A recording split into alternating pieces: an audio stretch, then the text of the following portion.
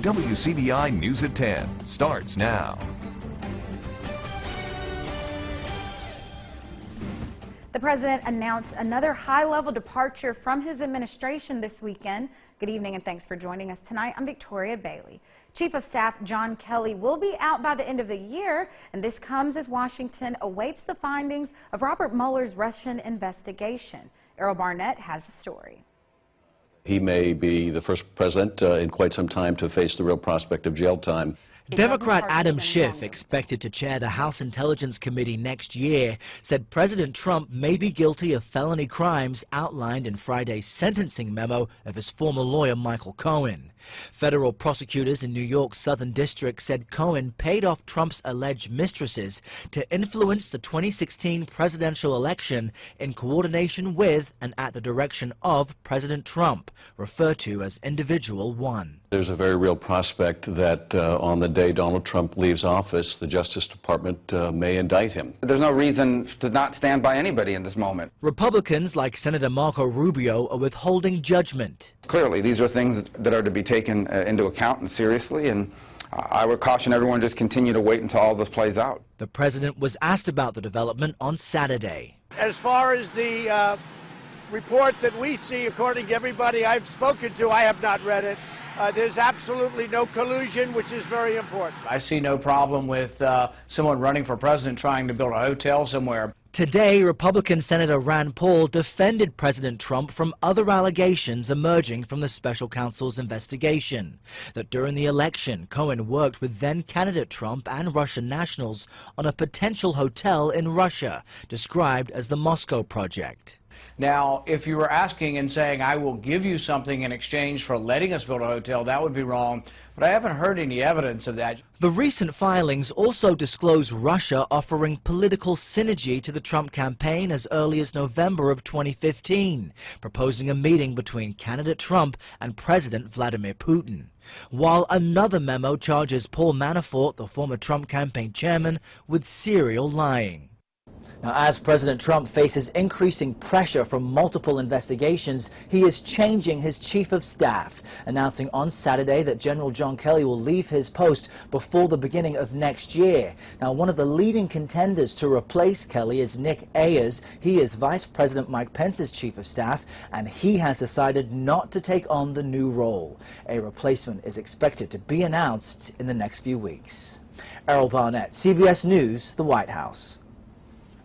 It's time now for a first look at our forecast. For that, we turn things over to meteorologist Jacob Dickey. Hey, Jacob. Hey, Victoria. We are looking at a light drizzle across the area. It does not show up well on radar with nights like tonight, but still seeing some drizzly conditions out there. Maybe a few flakes mixing in some spots. Had some folks ask on social media if that's what's happening. And I think it's not out of the question given what the atmosphere is doing tonight. The heaviest snow, though, that came in through parts of the Carolinas, still moving through those areas. Another 6 inches could fall on top of the 1 to 2 feet that has already fallen here in a swath from Bristol, Tennessee, up through Virginia. A lot of heavy snow there, even close to home last night. A little bit of a local accident in the atmosphere dropped a ½ inch of snow at Oxford. Just a few miles east, they didn't see a drop of snow. This is what the picture looked like on the campus of Ole Miss. Coming up, we will talk about a few flurries that could come tomorrow. The cold weather is here to stay for a while. We also got some heavy rain. I've got the details on that coming up in just a few minutes. 2 sets of tenants are displaced at River Gate after a fire happened over the weekend. It happened just before midnight Friday. 2 apartments in the same building caught ablaze. 2 people occupied the bottom apartment while the top had 1 resident. Everyone impacted by the fire was moved to furnished apartments in the complex, and the cause of the fire is still under investigation. A Madison County inmate is still on the run tonight after stealing a prison van Friday morning. Todd Maui was transported back to jail after a felony bond hearing. When he escaped, he was able to overtake the officer and steal the van while shackled and cuffed. Madison County officials say his bond was revoked, and he made a statement before the incident saying he did not want to go back to jail. According to Sheriff Randy Tucker, the transport van did have a weapon in a lockbox, and law enforcement are not sure if he was able to gain access. However, he is considered armed and dangerous. He was last seen wearing an orange prison jumpsuit and flip-flops. Law enforcement believes he is still in the Canton area in Madison County. Well, Jackson police have identified 51-year-old Ronia Rogers as the victim of a deadly shooting over the weekend. Officers were called to the parking lot of a food depot just before 2 p.m. Rogers was found inside a car suffering from a gunshot wound. She was taken to the hospital where she was pronounced dead.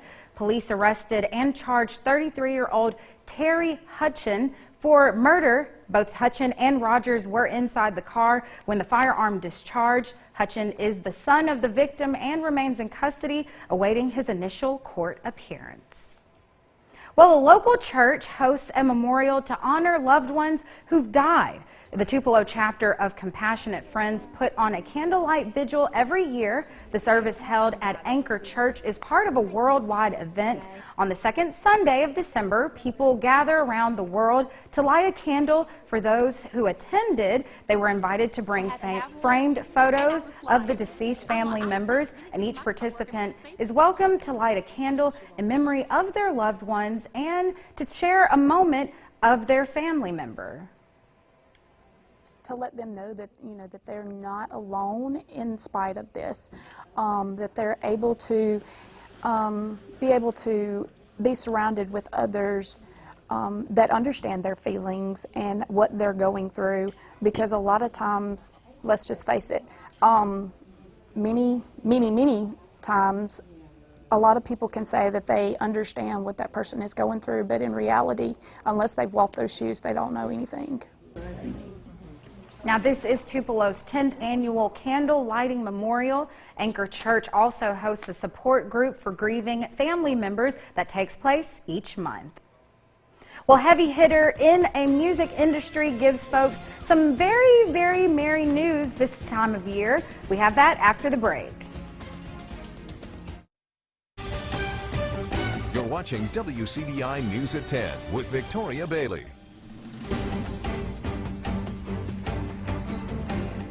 Welcome back, everyone. Sections of Main Street in downtown Starkville were closed off this afternoon for the second annual Starkville Christmas. Area churches as well as residents gathered to serve hot chocolate, cookies, and sing classic Christmas songs in front of the City Hall. Our Cash Matlock was there and has more on how church members hope that this will impact the Starkville community. He joins us in the studio with more.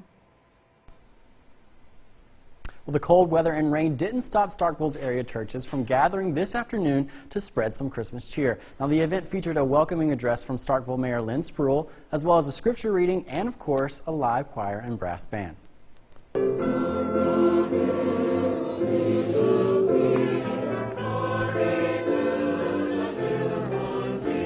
For the past 2 years, Starkville's area churches have been putting on a Starkville Christmas in an effort to bring the community together. So we live together, we go to school together, we live in the same neighborhoods. I mean, we work together, so why not just fellowship together? For some community members, it's a way to put aside differences and see past social barriers. A sense of community and pride and bringing people of all cultures and all backgrounds together to share in the Christmas story and some Christmas spirit here in downtown Starkville. And for others, it's a good study break. Well, I've been studying all day for exams, and so when I heard about this at FBC Starkville, I was like, I have to go. Like, it's just going to brighten my finals week. I was feeling a little bit festive today. It's a little bit cold, but it's Christmas time, and I heard there's a tree lighting, so. Church members say the goal is to remind people of the true meaning of Christmas. I hope they walk away with the love of Jesus Christ and exactly what Christmas is all about. The most of all, to have love and peace and joy in your heart. And despite the less than favorable weather, community members showed up in droves to help usher in the holiday season. Just kind of spreads the Christmas joy and just kind of gets everyone in the mood for the Christmas season. It's a nice little show of unity, a couple churches coming together to make this happen. It's always good for the community to have something like that. Well, the event wrapped up with a live nativity scene at the First United Methodist Church of Starkville. Kid Rock is paying it forward with a huge holiday gift. He paid off layaway items for hundreds of Nashville families.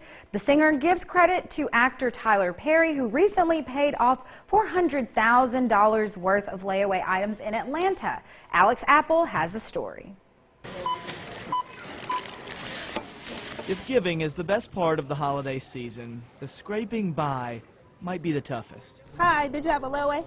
So caught up in saving for others, and someone stops to do something nice for you. All right, your total balance is... Well, there's few things more pleasantly overwhelming. Well, actually, your layaway is paid off, so I'm going to give you some money back. Kenya Sanders knows the scraping by. She's a foster care worker, and she's been saving to make dreams appear under the tree. $42.73 is what I'm going to give you back, okay? Because today I asked if I could be able to help somebody else. I just haven't been able. There you go. Yes, ma'am. Here you go. $42.73. Brought to tears, Kenya Sanders learned singer Kid Rock had paid for everything she'd put on layaway. Santa exists. And Kenya isn't alone. Kid Rock paid for every layaway at the Dickerson Pike Walmart, $81,000 in total. The impact that he made on these 350 families is just incredible. And then they'll pull your layaway and get that for you, okay? Thank you. All right. So I bought him a Nerf machine. And my little son, he likes PJ Masks. So I bought him like a PJ Masks science set. And children are the most important things. They are the future. The future will have a great Christmas at the Sanders. A drone for my 9-year-old. And at 349 other households. I actually was at work and I started crying. Happiness might be the biggest blessing of all. And I thought I'd just come out and spend some time and be happy picking up the gifts for the boys because they'll be happy that I picked them up. So this was a really happy outing for me, you guys. And the only thing better than having a happy day is making someone else's. Well, let's add to that festive feeling a little bit with that cold temperature staying in place. Could see a few festive flakes out there tonight as well as tomorrow. No impacts, though, across the area. Coming up, though, we will talk about the chance for some heavy rain back in the forecast. I've got that for you after the break. WCBI First Alert AccuWeather Forecast with meteorologist Jacob Dickey. It's been a wet and dreary weekend for us here. Still seeing some drizzle out there, particularly in Louisville right now. The Skycam showing some water droplets on the lens there. It is 35 there, so there is some snow, but it is just above the surface. A few of us have reported online that we've seen a few of those flakes making it to the ground. As far as when we deal with these drizzly type situations, the radar not showing anything. In fact, past hour, haven't seen anything there. That drizzle, though, is just something that happens rather close to the ground when there's not a lot of moisture high up in the atmosphere. And really not much moisture across the southeast. The heaviest of that moisture off into the Carolinas and Virginia, where they, again, could see another 6 inches on top of the 1 to 2 feet of snow they've seen up there. For us locally, we are getting the cold temperatures behind that weather system. 37 in Amory, 36 in Starkville, 34 in Calhoun City. When you factor in that north wind between 5 and 10 miles an hour that we'll see continuing overnight, those wind chill values are more like the upper 20s and low 30s. So subtract 5 to 10 degrees off of the actual air temperature. That's where we're at tonight, feeling like 29 in Calhoun City and Kosciuszko, 31 in Amory and in Macon, 30 in Hamilton. A very chilly night coming for us as those temperatures continue to drop, bottoming out in the low 30s and upper 20s with mostly cloudy skies. Generally, where those clouds are in place, we'll see those low 30s. I think we get a little clearing towards the I-55 corridor. That allows us to drop to 27 in Monona and in Grenada, 29 in Pontotoc, still 32 in Columbus. As we go through the evening here, notice that really not seeing a lot of precipitation. I still think, though, under this thick cloud bank, we see some drizzle overnight and maybe a few flakes mixing on in there. As we come into the day Monday, we'll have to watch for some showers to develop. And notice here our futurecast picking up on a little bit of pink and a little bit of blue in some spots here. We'll have to watch to see if we can't squeeze a few flakes out, particularly Monday morning with the best chance for that, though. No impacts. It'll just be a few flakes mixed in with some drizzly showers through the day. I think those showers end by the time we get into the afternoon hours, and by the evening we'll have clouds thinning out as we head in from the 40s in the afternoon, seeing 45 in Starkville, 45 in Columbus, 46 in Macon.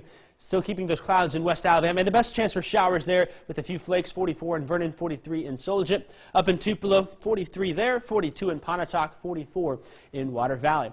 As we look at the system moving out the area, then notice then some of that moisture sneaking out in Monday. Tuesday and Wednesday looking high and dry. Temperatures look to head back into the 50s. And then some more rain is on the way here Thursday into Friday. Some spots could see 1 to 2, maybe even 3 inches on top of what we've already seen. A very soggy forecast then looking for Thursday and Friday, almost like what we've seen this past weekend here, adding on top of that heavy rain we've already seen. Good news though, temperatures look like they'll stay a bit more mild through next week. The New Orleans Saints in search of a comeback. We have highlights next in sports. Your WCBI Sports with Courtney Robb. Well, it seems that the hunt for a new defensive coordinator for Ole Miss may have come to an end. A report earlier today from Chase Parham of Rivals.com saying that former Colorado head coach Mike McIntyre will be the Rebels' next defensive coordinator. McIntyre was fired from the Buffaloes program recently after a 5-7 season. The new defensive coordinator has history as an Ole Miss coach, coaching wide receivers and defensive backs in the late 90s, early 2000s. We'll have more on this story as it gets updated as more information becomes available to us. Well, it was a shocking loss for New Orleans against a struggling Dallas team just last week. But today, the Saints look to get right back to business, and they would do just that. Drew Brees and his squad looking for some vengeance today on the opening drive. Jameis Winston makes a perfect throw downfield, finds Mike Evans there ready for 36 yards, and then Winston capping off the drive with an 11-yard touchdown pass to Cameron Brate. Bucks go up early in this one, 7-0. But could they hold on? Brees throws over the middle, connects with Michael Thomas for 17 yards. Saints would go on to kick a field goal and trail Tampa Bay 7-3. The second quarter, some tensions breaking loose on the sideline. Winston getting into it with his center Ryan Jensen. Afterwards, George Warhop, the offensive line coach, exchanging words with the both of them, probably saying, hey guys, let's knock it off. We have a game to play. We don't have time for this nonsense. The Saints, here they try to throw a screen pass, but Brees gets intercepted by a Darius Taylor, and the score would sit at 7-3. Winston here going to be under some pressure, avoiding the sack though, then looking like he wants to run, but ends up stopping, throws back across to Adam Humphries, and Humphries picks up 9 yards down to the Saints 1. A little later, Winston finds Brate again for the touchdown. Winston would go down as his teammate knocks into him on the play. He'd be off to the locker room early. Tampa goes up 14-3. Third quarter, Brian Anger punting. It gets blocked by Do-It-All Taysom Hill. No score for them right now, but the Saints breeze off the play action, gives it to Zach Line. That man gets in for the touchdown and gets the 2-point conversion. While they're at it, they're just tacking on those points, trailing 14-11. The fourth quarter, on 4th and goal, Brees over the top, extending the ball over the goal line for the touchdown.